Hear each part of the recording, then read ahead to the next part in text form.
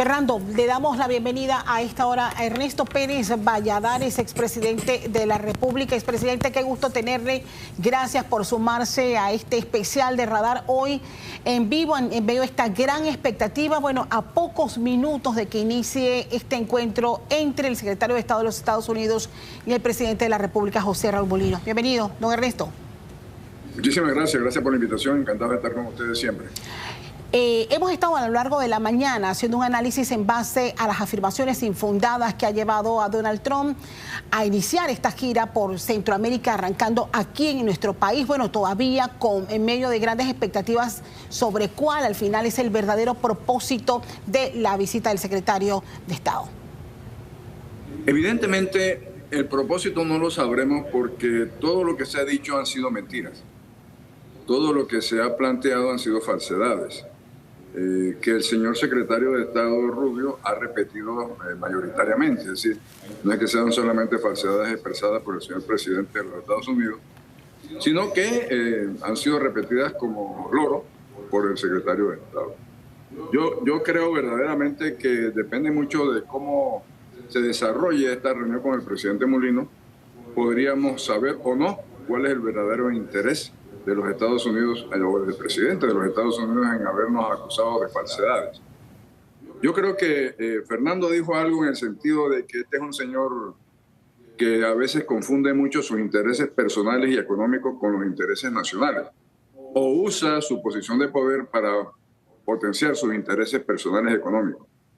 Puede ser eso, la verdad, no lo sé, no lo sabremos hasta que no haya una determinación o una conversación más franca entre el presidente Mulino y el señor secretario de Estado.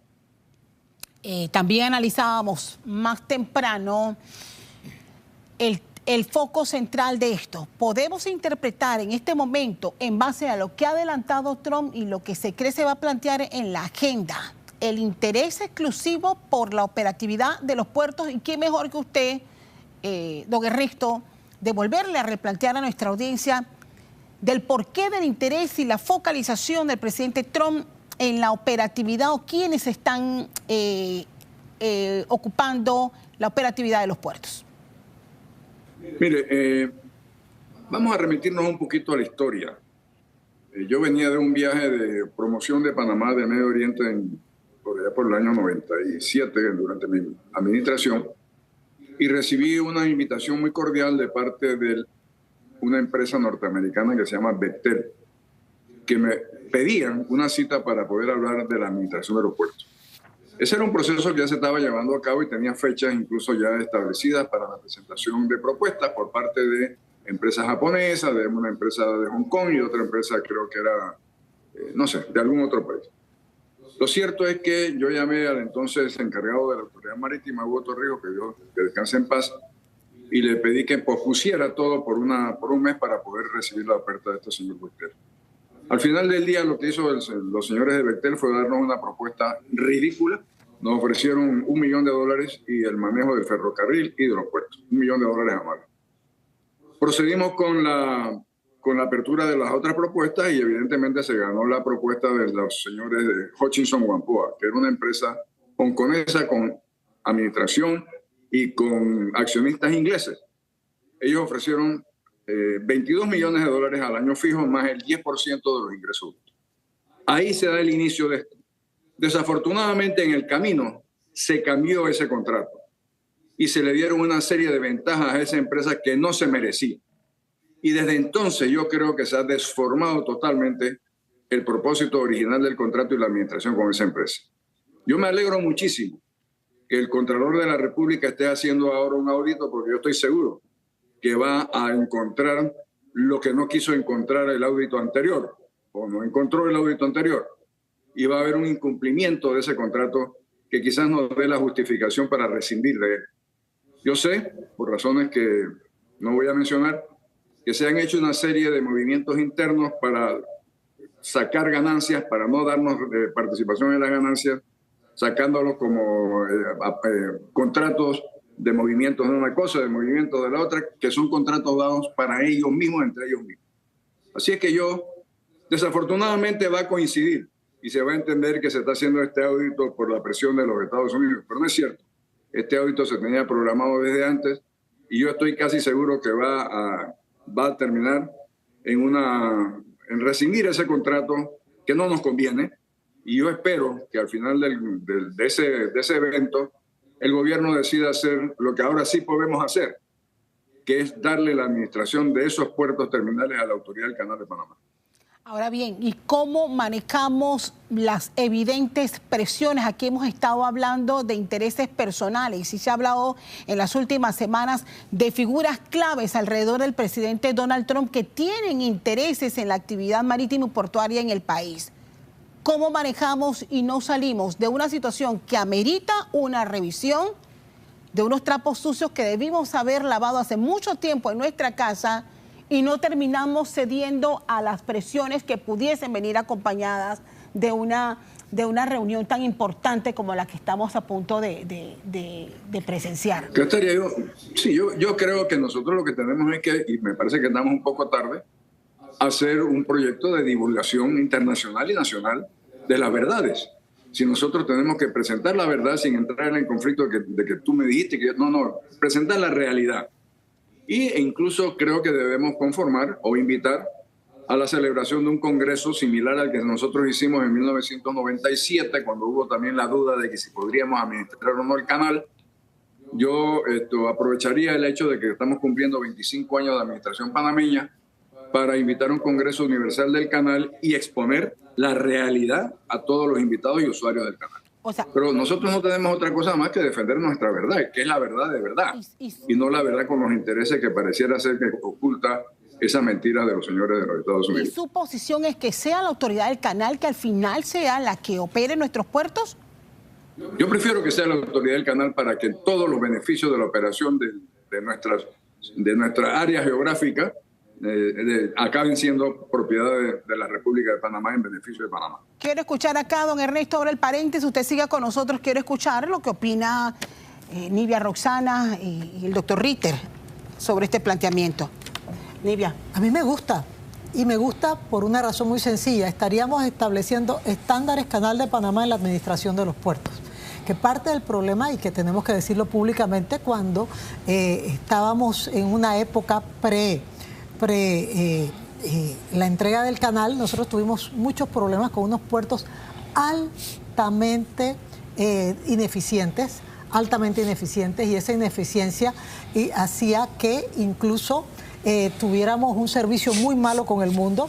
Cuando vienen los operadores internacionales, cuando entra Stevedoring Services of America, cambia el perfil y nos convertimos en un punto mucho más eficiente como un centro multimodal de transporte y carga.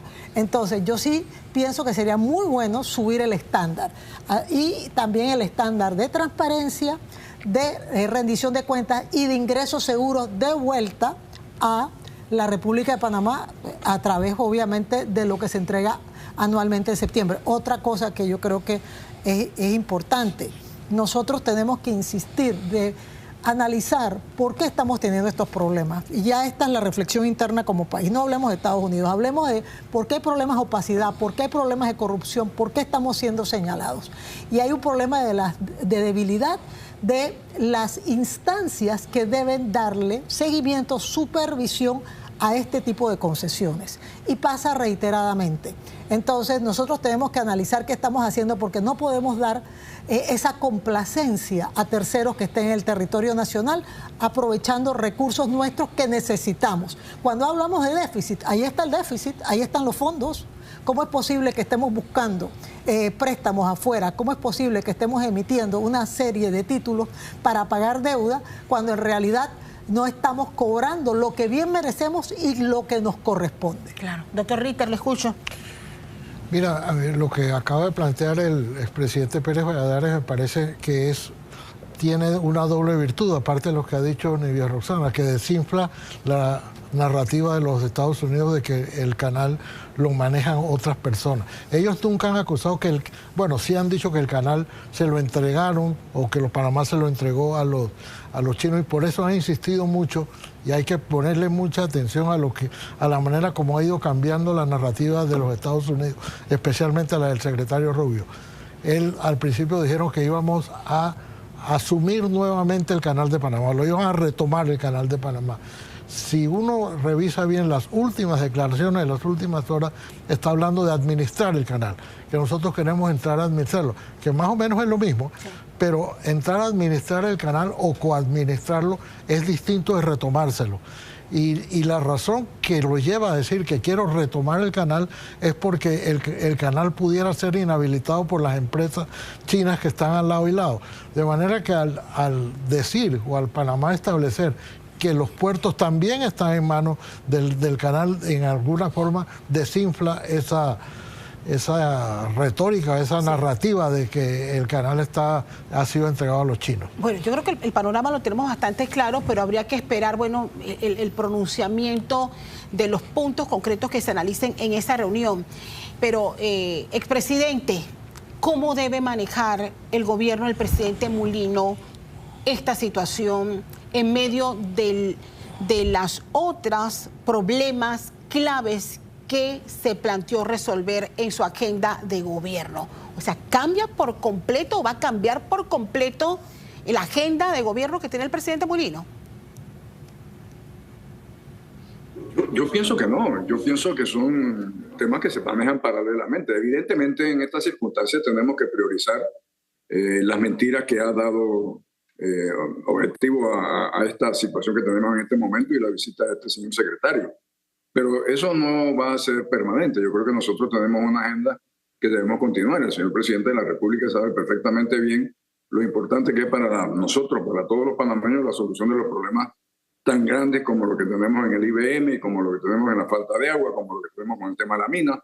O sea, hay una agenda paralela que se debe seguir adelante, independientemente de la necesidad de que él se enfoque en estos momentos precisos en darle seguimiento a una amenaza que tenemos que desactivar totalmente.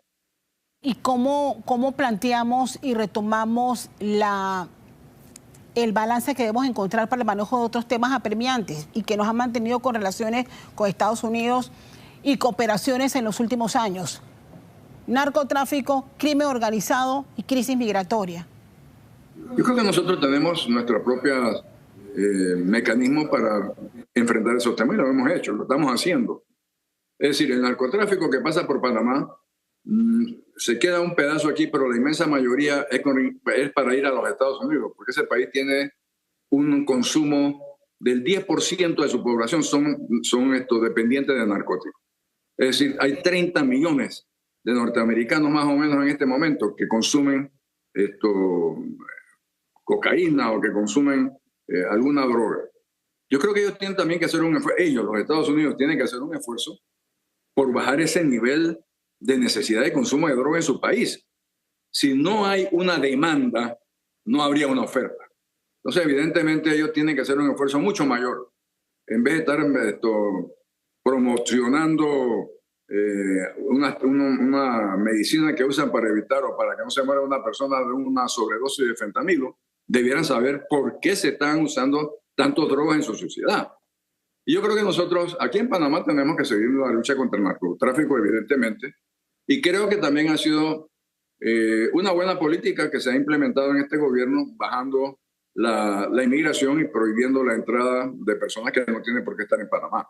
Yo creo que esas son situaciones que, independientemente de nuestras conversaciones o de la conversación que tenga el presidente Mulino con el señor secretario de Estado, Rubio, nosotros por interés nacional, por nuestro propio interés, tenemos que seguir haciendo lo que estamos haciendo.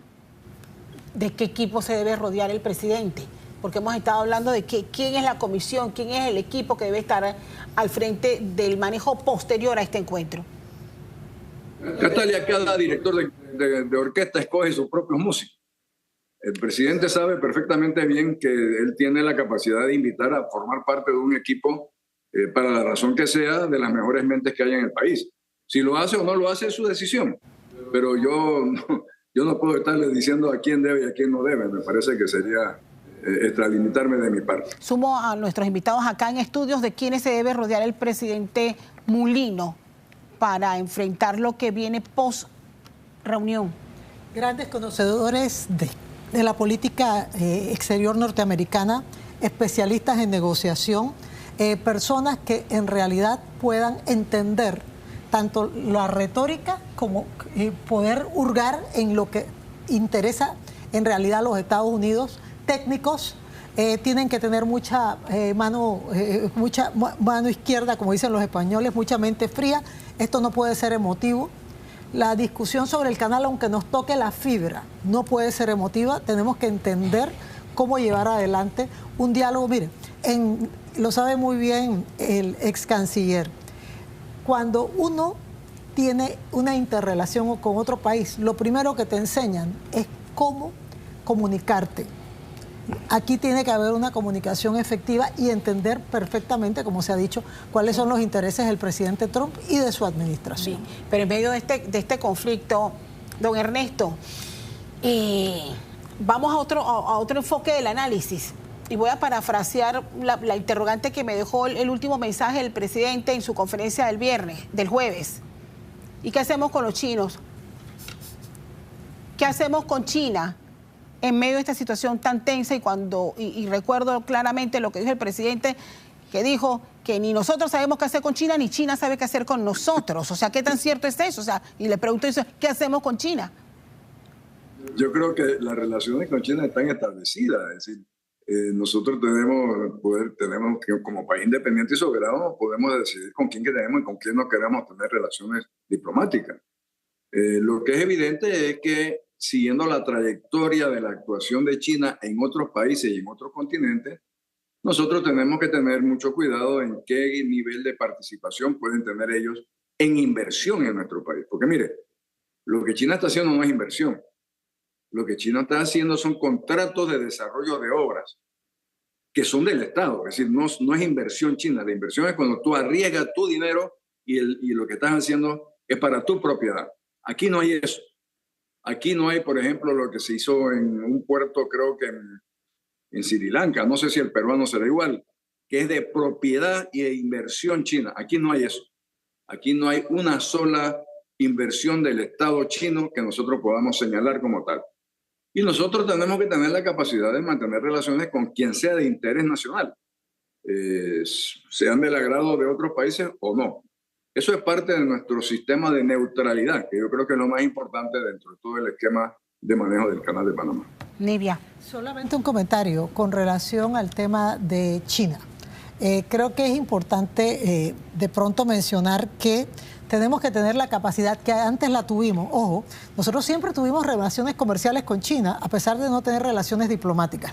Yo tuve una oportunidad hace muchos años de estudiar el modelo económico precisamente de Taiwán, en Taiwán, como una universitaria cualquiera en la Universidad de Taipei. Y en ese momento el mayor inversor en China continental era Taiwán. Entonces es importante que estas cosas de pronto se sepan. Tenemos que tener mucha mano izquierda, por un lado. También pienso que debe haber siempre respeto en la forma que nos expresamos con relación a nuestros países y con quienes mantenemos relaciones diplomáticas. Pienso que en el tema de China, por supuesto, tenemos que tener muchísimo cuidado con relación a los inversores, pero volvemos a lo mismo.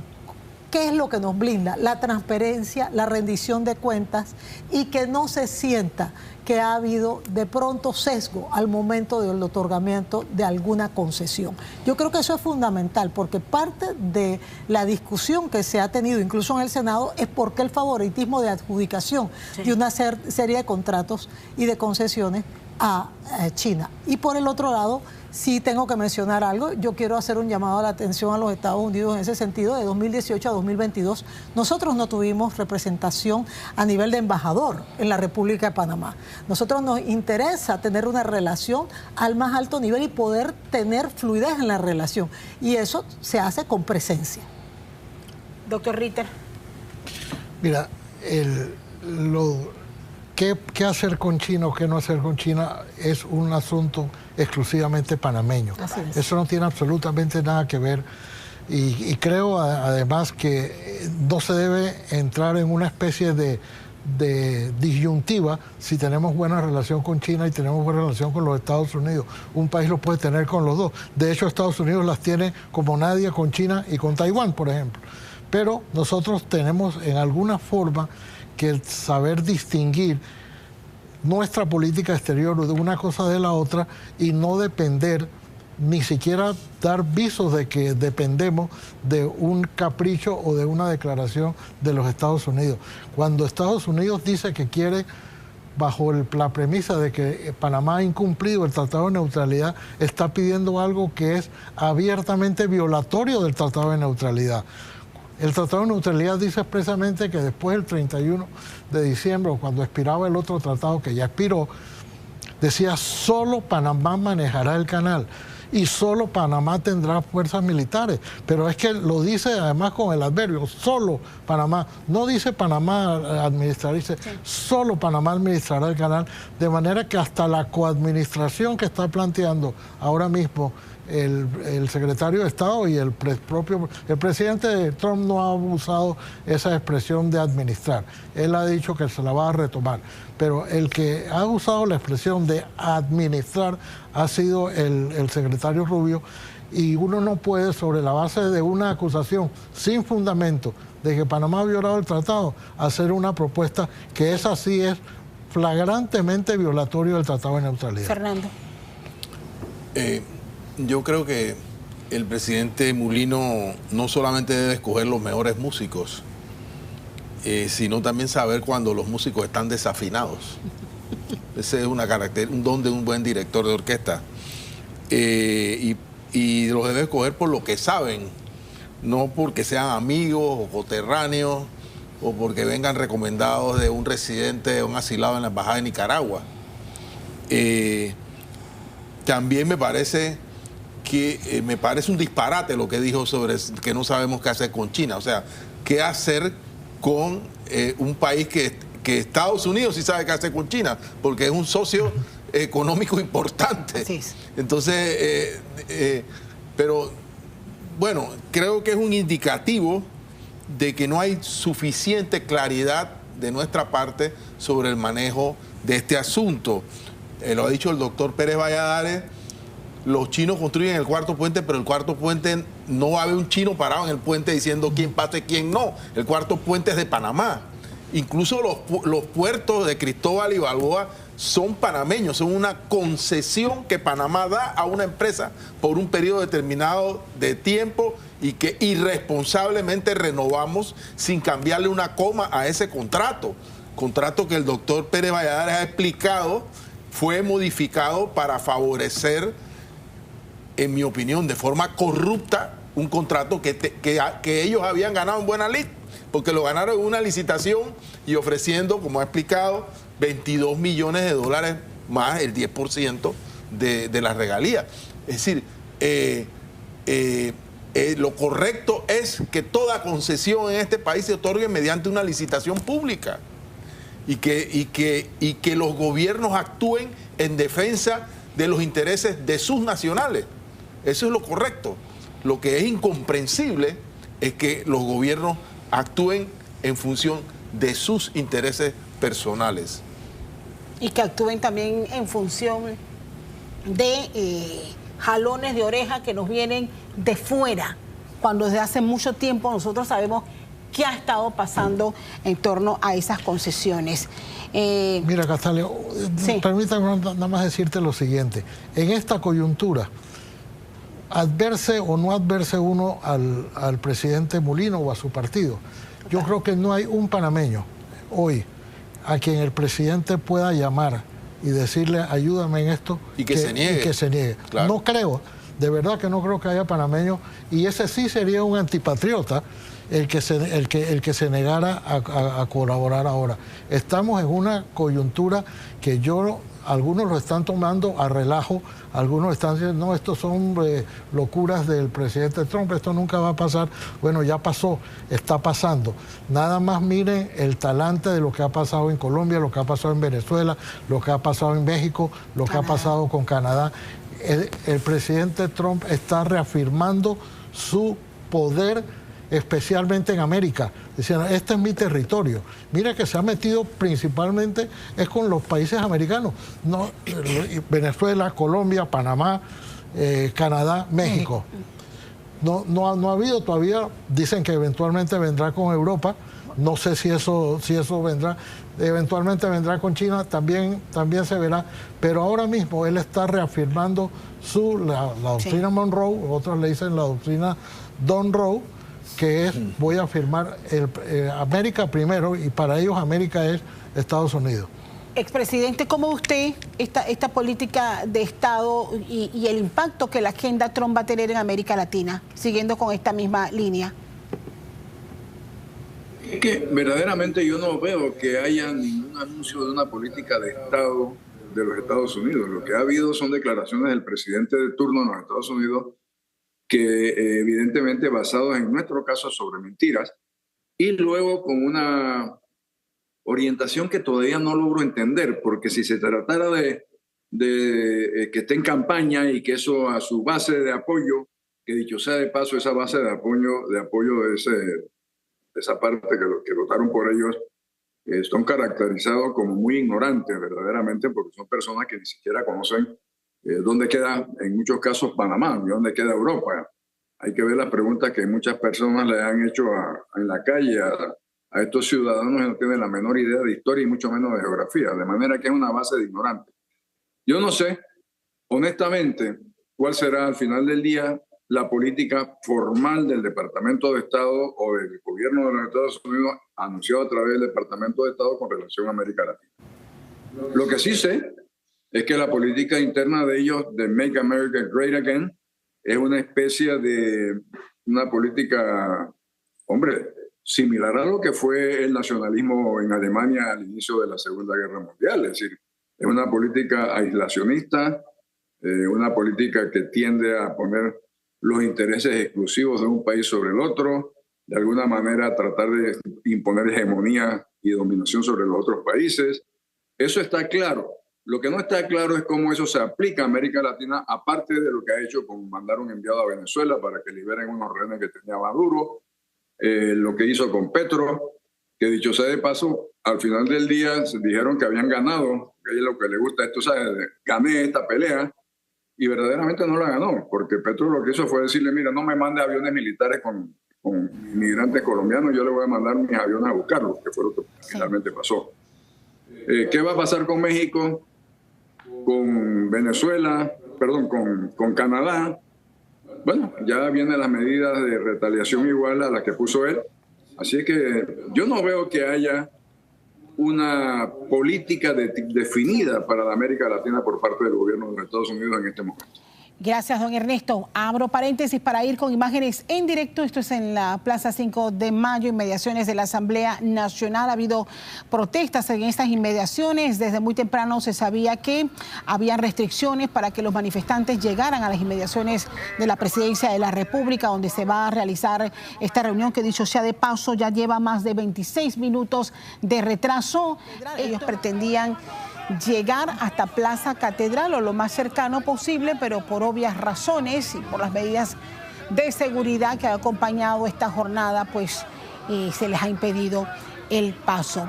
Mientras observamos estas imágenes, quiero despedir al expresidente de la República, don Ernesto. Último mensaje en medio de esta jornada, y bueno, ya habrá tiempo para conocer las reacciones en base a lo que se acuerde o con lo que se hable en esta reunión que está por empezar.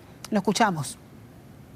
Muchas gracias, Castalia. Yo creo que tengo esperanza de que de esta reunión salga muy fortalecida la posición de Panamá, que podamos hacer todo un programa de divulgación de la verdad, tanto nacional e internacionalmente, que podamos hacer podamos montar una serie de delegaciones que vayan a hablar con los diferentes países latinoamericanos primero y usuarios del canal después, para asegurarles de que nuestro canal seguirá siendo manejado eficientemente por panameños. Así es. Que aquí no hay ninguna participación de ninguna potencia extranjera, de ninguna clase, y no la habrá en el futuro. Me quedo con ese mensaje. Gracias, Ernesto Pérez Valladares, expresidente de la República. Nos vamos en directo con Nicanor Alvarado. Nicanor.